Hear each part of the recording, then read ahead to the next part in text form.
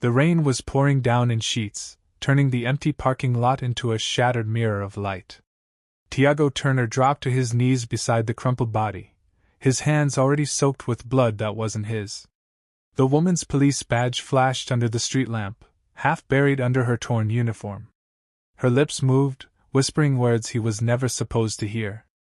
Someone had beaten this officer within an inch of her life. But why? Before I reveal what she whispered in the rain, smash that subscribe button right now and comment where you're watching from, because this story is about to turn your world upside down. Tiago Turner, 42 years old, single dad, night shift worker at Clark's Hardware. He had become an expert at surviving in the cracks, between paychecks, between hope and pure exhaustion, between the man he used to be and the father he was fighting to become.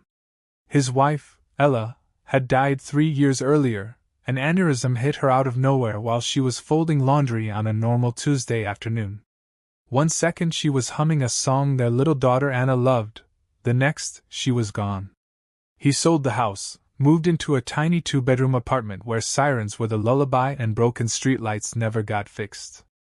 The settlement money kept them afloat, but barely. Pride stopped him from begging for more. He wanted Anna to see that even when life breaks you wide open, you can still stand up. That Thursday night, after another soul-crushing shift, the storm exploded. Not soft rain, violent, angry, windshield wipers useless rain. The back road through the industrial district was dead at 3 a.m. Just empty warehouses, hollow windows, fences topped with razor wire. He almost missed her. A dark shape lying beside an abandoned loading dock. At first he thought it was trash blown from a dumpster. But trash doesn't wear a police uniform.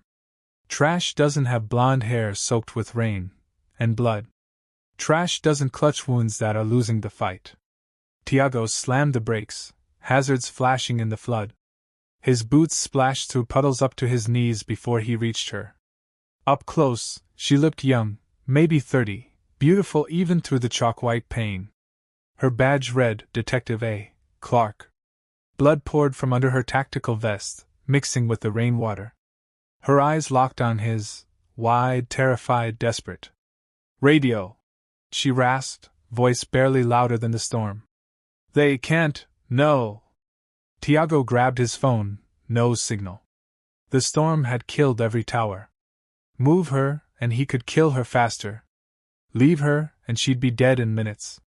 He made the only choice a father ever makes when there is no good choice.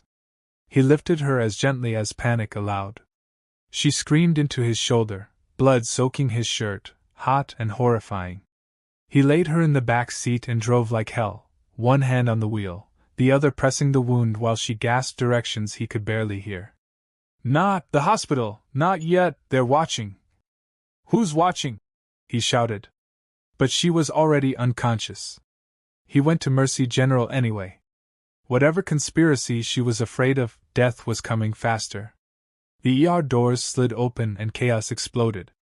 Nurses swarmed, doctors shouted, someone tried to pull Tiago away, but he stood frozen, hands dripping red, watching them wheel Detective Clark into surgery. 2 uniformed cops showed up in less than 20 minutes. The older one stared at Tiago like he was already guilty. You just happened to find her? He asked, voice flat.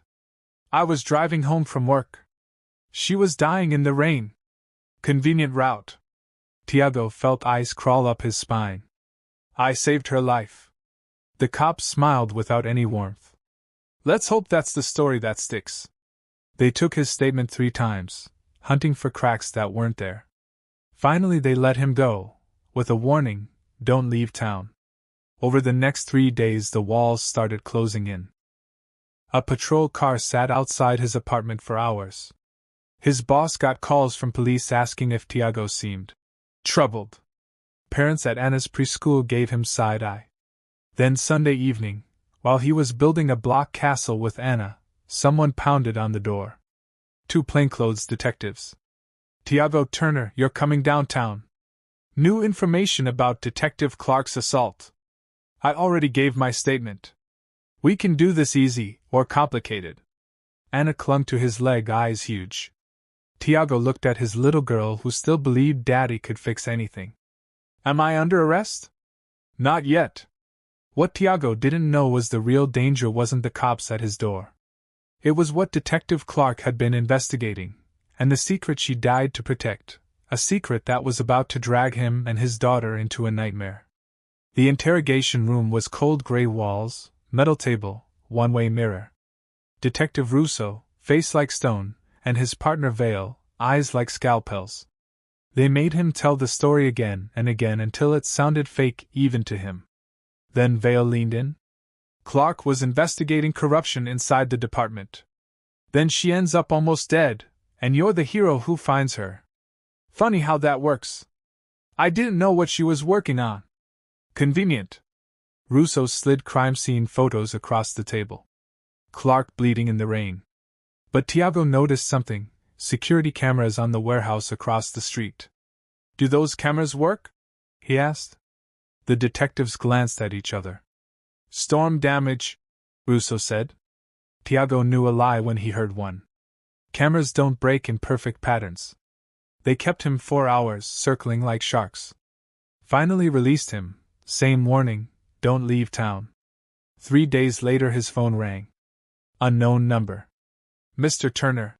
Her voice was weak but alive. I need to see you. Not at the hospital.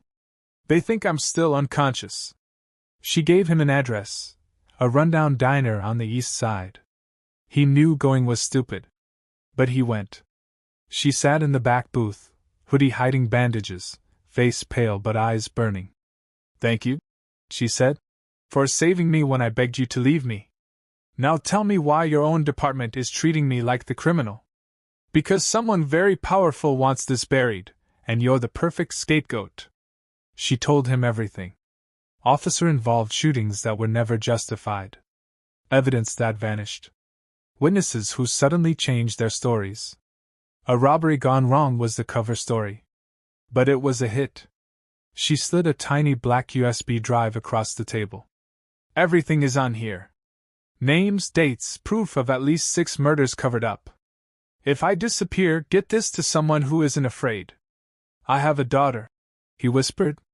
I know, Clark said, eyes fierce. That's exactly why I trust you. People with something to lose don't play games. He took the drive. 2 more secret meetings. Each time Clark looked worse, pain and fear eating her alive. I'm taking this to the press, she said the last time. Daylight is the only thing that can save me now. 2 days later they said she jumped off a cliff. Suicide. Depression after the attack. Case closed. Tiago knew the second he heard the news while Anna ate cereal and cartoons played. Clark hadn't been depressed. She had been ready to burn the whole corrupt system down. That night, after tucking Anna in, Tiago sat in the dark holding the USB drive. He could destroy it. Walk away. Keep his little girl safe. Or, he made copies, encrypted them to cloud accounts with timed release. Then he did the most dangerous thing yet. He called Detective Russo. Clark didn't kill herself, he said. I have everything. I'm ready to talk. Long silence. Then Russo, voice soft. Meet me tonight.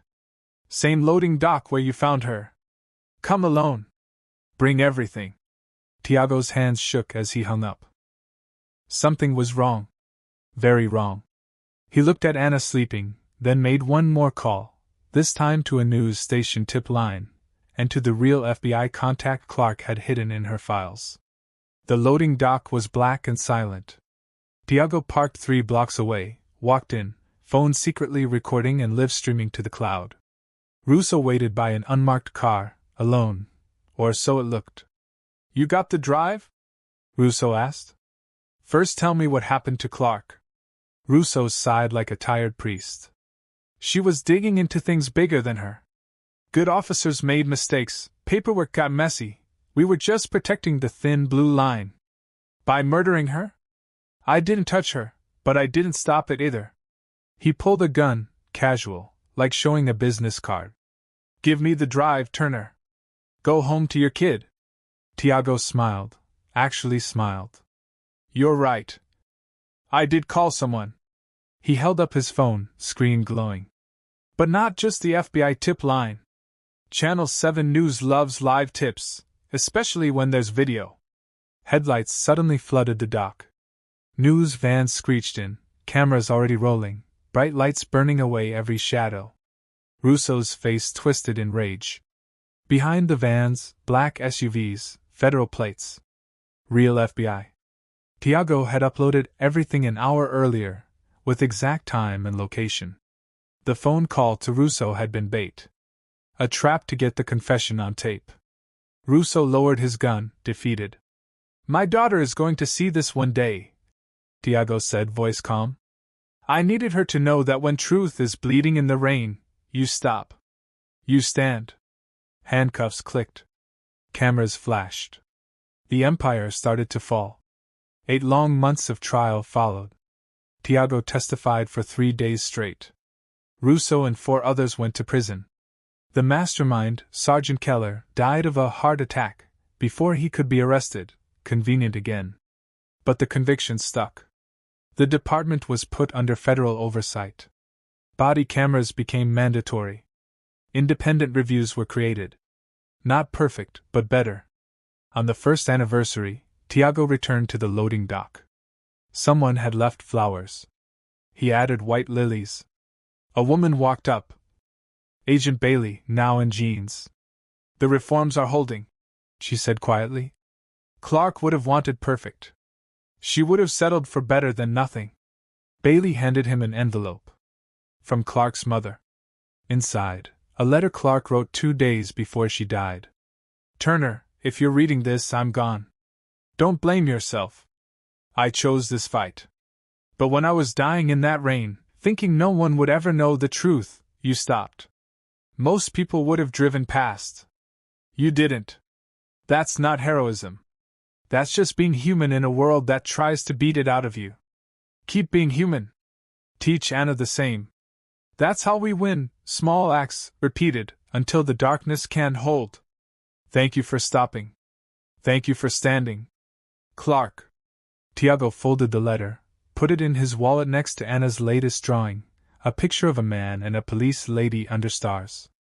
That night he tucked Anna in. She looked up sleepily. Daddy, are you a hero? He smiled, brushed hair from her eyes. Heroes are just people who don't walk away, baby. She thought about it, nodded, and closed her eyes. Outside, the city still had its scars, its sirens, its shadows. But light had found the cracks. And sometimes, that's enough.